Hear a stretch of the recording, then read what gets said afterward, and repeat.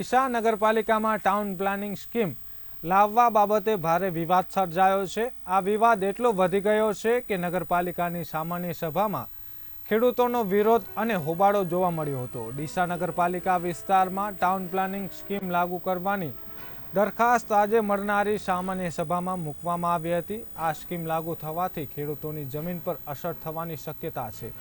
ખેડૂતોનું માનવું છે કે આ સ્કીમમાંથી તેમને મોટું નુકસાન થશે અને તેમની જમીન છીનવાઈ જશે। આથી તેઓ આ સ્કીમનો સખત વિરોધ કરી રહ્યા છે।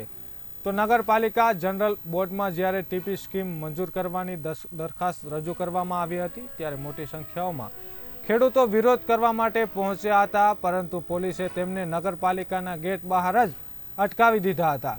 આથી ખેડૂતો અને મહિલાઓ ગુસ્સે ભરાયા અને તેમણે ધારાસભ્ય અને પાલિકાના પ્રમુખ સામે સૂત્રોચ્ચાર કર્યા હતા। આજે બોર્ડ હતું વિકાસલક્ષી અને જે ટીપી પ્રશ્ન છે એ ટીપી પ્રશ્ન શહેર માટે ખરેખર એક સારો પ્લાન છે અને એમાં ખેડૂતોને ક્યાંય અન્ય નહીં થાય। ખેડૂતોને જેનો પણ સર્વે નંબર આવશે એ ખેડૂતોનો સરકાર દ્વારા બહાર પડશે અને એમને જે પણ એમને પ્રશ્ન તે સાંભળીશું અને એને ન્યાય આપવા માટે ડીસા નગરપાલિકા એમના સાથે જશે। ટીપી આવવાથી શહેરનો ખૂબ જ વિકાસ થશે। ત્યાં રોડ રસ્તા તમામ સરકાર દ્વારાનો વિકાસ થશે અને ડીસા શહેરમાં જ ટીપી આવ્યો નથી। પાલનપુરમાં 5 ટીપી, ધાનેરા, થરા આવા નાના શહેરમાં પણ ટીપી પ્લાન ક્યાંથી મંજૂર થઈ ગયા છે અને જે આવેદનપત્ર આપવા આવેલ છે એ કોંગ્રેસના છે। કોંગ્રેસનો તો વિકાસ ગમતો નથી। 370 કલમનો પણ વિરોધ કરેલો, અયોધ્યા રામ મંદિરનો વિરોધ કરેલો, એને વિરોધ સિવાય એમને કોઈ વિકાસ દેખાતો નથી। બાકી ડીસા નગરપાલિકા શહેરના વિકાસ માટે જ છે। ભારતીય જનતા પાર્ટી હંમેશા વિકાસ માટે પાર્ટી છે। એમાં ટીપી રોડ નીકળે તો એમાં ફાયદો થાય એમ છે, કપાત મજરે મળે એમ છે, તો એ તો સારું છે પહેલા કરતા કહેવાનો મતલબ। ને બીજો ઘણો બધો ફાયદો થાય એમ છે ખેડૂતોને। કપાય છે એમને મજરે મળશે ખેડૂતોને, પેલામાં કપાત થતી નથી। એમાં રોડ નીકળે છે એમાં કપાત થાય તો સરકાર મજરે આપશે તો બધાને સારું રહેશે એમ, ને રોડ નીકળતો બધાનો ફાયદો જ છે।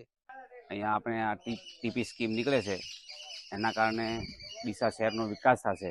અને પહેલાં મને એવું હતું કે ટીપી નીકળે અને ડીપી પણ નીકળે અને ડીપીની જગ્યા કપાશે, તો મને એમ પેલું હતું કે આ સારું નથી। પણ અત્યારે સરકારનો નિર્ણય લાવ્યો છે કે ડીપી નીકળશે, એની જગ્યા જે કપાય મજરે આલવામાં આવશે, તો ટીપી નીકળશે તો એ મને મોટો ફાયદો થશે। એ અમે સહમત છીએ અત્યારે ટીપી નીકળે એમાં।